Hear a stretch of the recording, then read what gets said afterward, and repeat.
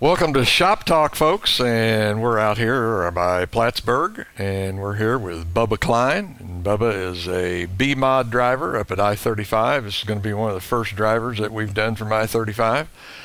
Bubba, your dad was building race cars quite a ways back, and from understanding, he had a gentleman by the name of Lap and a Half Stevens that was driving for him. Can you tell us a little bit about that? Yeah, it was back in the 60s. He was building race cars, and they had Bob Stevenson was driving the car for him, and he couldn't make it over a lap and a half in any race before he'd hit the wall or tear the car up. And he always blamed it on my dad building the car. Yeah. So Dad went ahead and he asked Ray Littrell to drive his car for him to see if it was Dad's fault or Bob's. Well, it ended up being Bob's fault. So Bob's career didn't last very long. So lap and a half didn't make it much more No, than... not much more than a lap and a half. Okay. I guess that's pretty much, though, where you got your interest in racing, was being around your dad in the race cars at the racetrack. Yes, been around it all my life, and in 1984 we went to Volusia County Speedway down in Speedway with Ray Littrell, and they had a class down there called the Pure Stocks.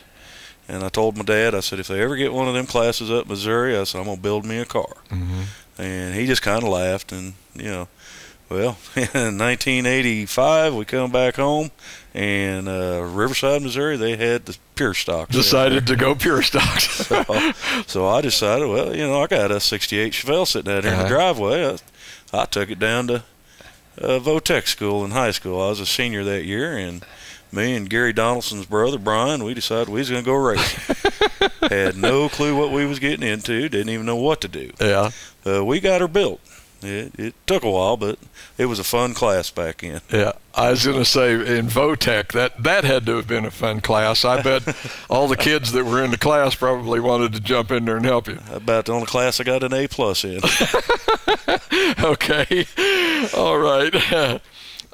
Finally, you do get the car out on the track, and I think this was 1985. And really, man, you go out there and jump right out. I think you win 7 or 8 features the first year, and you're leading the points going into the last night of racing. And you might say disaster struck. So what happened? Disaster struck real big. We was running second in the heat race, and the guy in front leading the race, he lost the right front wheel, and we run up over the top of it, and we ended up flipping it 9 times end over end down the front straightaway. And we ended up like 20 feet in the trees, they tell me. I don't remember none of it. Which, let me think, you're probably talking about the west end. Yeah, going into Riverside. Was on the east side. If the trees hadn't been there, I'd have been in Red X's parking lot.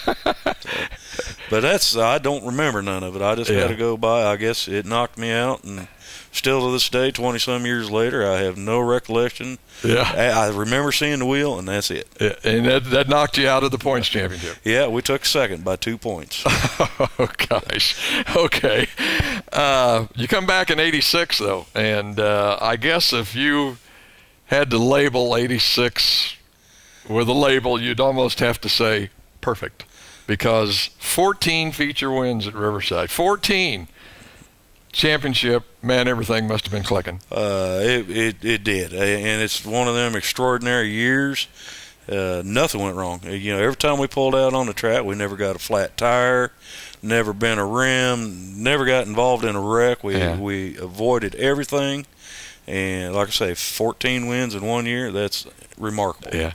It just don't happen. You have to wonder how those things happen. I know you and I talked on the phone last night, and I think one of the things we mentioned was Benninger last year, in the year that he had 12 feature wins at Lakeside. You just, like you were saying, more or less, it's like, man, the stars are in alignment. Yeah. And you just don't see that. And, for somebody like Nick to have 12 in today's racing society, that's remarkable. Yeah. It was probably a little easier for me back then because the technology wasn't there. Nowadays, I've tried 24 years, and I've never got that many wins in a year yet. I was going to say, kind of just touching on that briefly, the difference between now and then, you can buy the technology then. Now, then you had to more or less make it yourself, and if you were an innovator, then you might be a little bit ahead of everybody else. Back then, we went to the junkyard and we bought parts. And you brought it home, you cut them apart, you shortened them, you lengthened them. Nowadays, you just go buy it. Yeah. And, so like I say, back then, it was probably a little harder work building the parts, but it was easier to get a car to handle. Right. We move on to 87, and this is it's almost a turnaround from 86 because you blow 7 engines and you are running IMCA modifieds instead of the pure stock. Yes.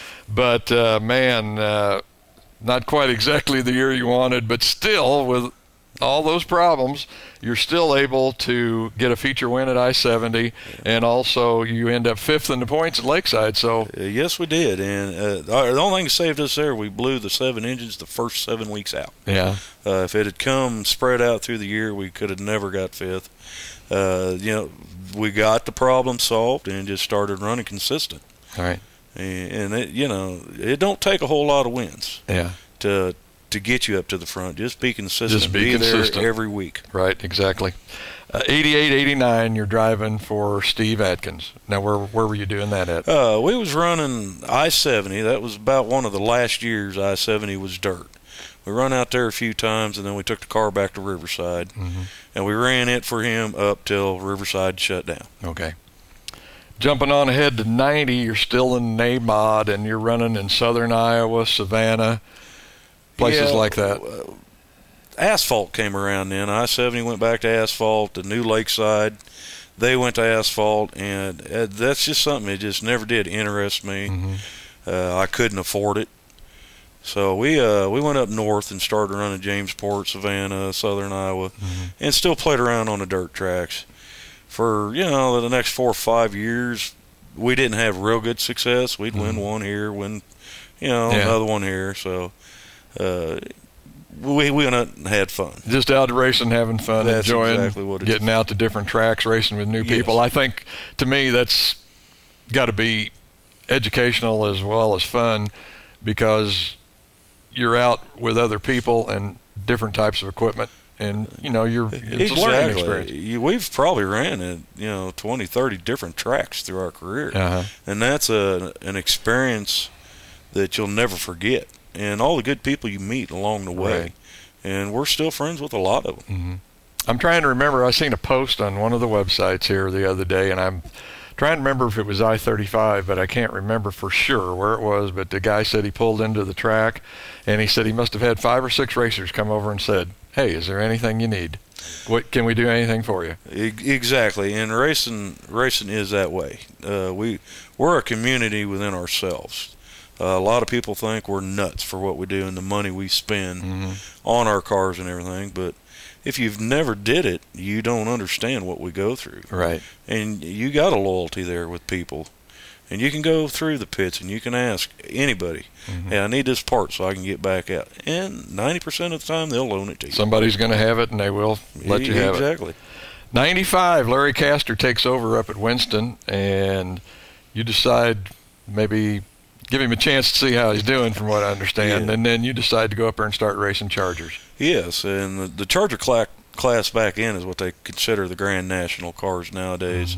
Just not as many suspension adjustments. And we started building our own chassis then. And we went up there and had pretty good success. But I'd run with Larry Castor down there at Riverside, and he always ran a fair track. And when I heard he got it, I knew that's where I was going to go run. Okay. Talking about I-35, I guess this was about the time, like you say, when Larry was taking over. And I can't remember, did he bring IMCA in? Yes. Right Larry brought IMCA back in 83, 82. He was the first promoter in Missouri to bring IMCA out of Iowa. But what I mean is, was it already at Winston? No, he kind of run an outlaw track there for a while, trying to get it built up. So he didn't go to IMCA till probably his 3rd or 4th year into the owning the track.